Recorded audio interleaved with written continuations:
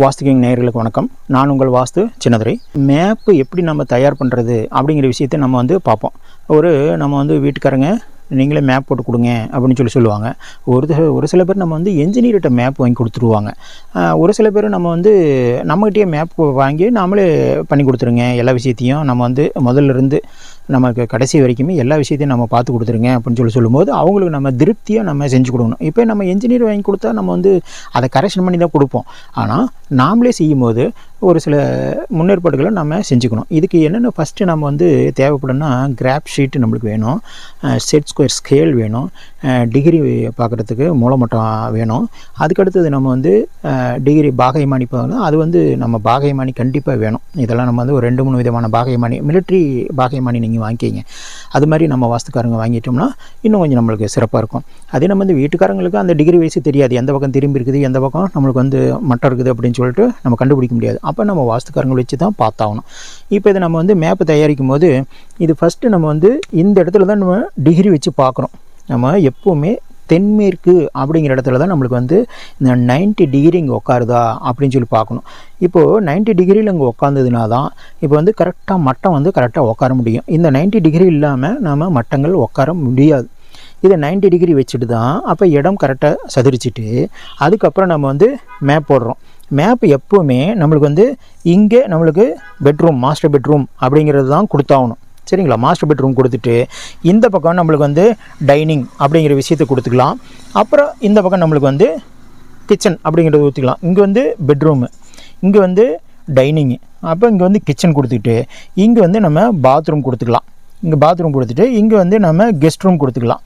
அதுக்கப்புறம் இங்கே பூஜை ரூமு, ஏதோ ஒன்று நம்ம பூஜை ரூம் இங்கே பண்ணுறதோ இல்லை நம்ம இந்த இடத்துல நம்ம பூஜை ரூம் வைக்கிறதோ இல்லை கபோர்டு வைக்கிறோன்னு சொல்லுவாங்க. எது மாதிரி வேணாலும் நம்ம வச்சுக்கலாம். வச்சுக்கிட்டு இது பூரா நம்மளுக்கு லிவிங் ஏரியா, ஹால் ஏரியா. இதுதான் நம்மளுக்கு அதாவது பேசிக்கான நம்மளுக்கு மேப். இதில் நிறைய இருக்குங்க, நிறைய விஷயங்கள். லிஃப்ட் வைக்கிறது இருக்குது, இல்லை ஹை ரூஃப் போடுறது இருக்குது. அப்புறம் நம்ம லிவிங் ஏரியா ஒன்று கேட்பாங்க, திரும்ப யூட்டிலிட்டி ஒன்று கேட்பாங்க, திரும்ப ஹால் ஒன்று கேட்பாங்க, விருந்தினர்களுக்காக ஒன்று கேட்பாங்க, திரும்ப நம்ம குழந்தைங்களுக்காக ஒன்று கேட்பாங்க. இது மாதிரி அவங்களுக்கு என்ன தேவைகள் என்னவோ அவங்களுக்கு கேட்டுக்கிட்டு தான் நம்ம மேப்பை ரெடி பண்ணணும். அப்போ அவங்களோட பட்ஜெட்டு நம்ம கேட்டுக்கணும். இதில் என்ன பார்த்திங்கன்னா, இதில் மனையடியும் இந்த அவுட்ரும் மனையடி இருக்கணும். அதே சமயத்தில் இந்த அவுட்ரும் மனையடி உட்காரணும். இதே ஒவ்வொரு ரூமுக்கு உள்ளேயும் நம்மளுக்கு மனையடி உட்காரணும். இந்த ரூம் இருந்தாலும் சரி, இந்த ரூம் இருந்தாலும் சரி, எதாக இருந்தாலும் மனையடி உட்காரணும். பாத்ரூமு 6 அடிக்குள்ளே இருக்கிற விஷயங்கள் மனையடி கிடையாதுங்க. 6 அடிக்குள்ளே 5 அடியும் வச்சுக்கலாம், 4.5, 3.5, 2.5, 5.5 எது வேணாலும் நம்ம 6 அடிக்குள்ளே இருக்கிறது பேசிக்கலாம். 6 அடிக்கு மேலே இருக்கிறது தான் நம்மளுக்கு விஷயங்கள் கரெக்டாக இருக்கணும். 7 அடியாக வைக்கக்கூடாது, இல்லை 9 அடியாக வைக்கக்கூடாது. அப்போ அடிக்கணக்கு நம்ம பார்த்துக்கணும். ரூம் சைஸ் எங்கெங்கே இருக்குன்னு பார்த்துக்கணும். இப்போ இதில் என்ன பண்ணுறோம், வாஸ்து சாஸ்திரமும் பார்த்துக்கணும், மனையடி சாஸ்திரமும் பார்த்துக்கணும், நிலவு எங்கெங்கே வைக்கணும் அப்படின்னு சொல்லிட்டு ராஜநிலை விஷயத்தையும் பார்த்துக்குறோம்.